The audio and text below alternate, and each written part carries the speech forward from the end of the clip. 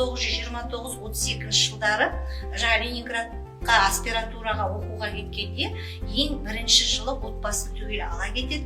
Екінші жылы жаңағы отбасы енді бала шаға ғой, елді сағынады, елде қалғысы келеді. Бірақ жарына балалардың барлығын бағу қағу қиын болмасын деп Құдайберген Жұбанов үлкен қызы Мүслима мен Есет ағай кішкентай ол кезде екеуін өзімен бірге алып кетпек болады. Бірақ дәл кетер сәтінде бала анаға қашанда ерекше ғой, мамасының қасынан шыққысы келмей Есет ағай жылап сол күні қалып қояды. Бірақ Мүслима апайды өзімен бірге оқыған сәтінде балабақшаға да береді, мектепке де барады, кешке жаңағы әртүрлі ғылыми үйірмелер болса ертіп апарады, оқытады, тоқытады, білім береді, тәрбиелейді, киіндіреді, жуындырады.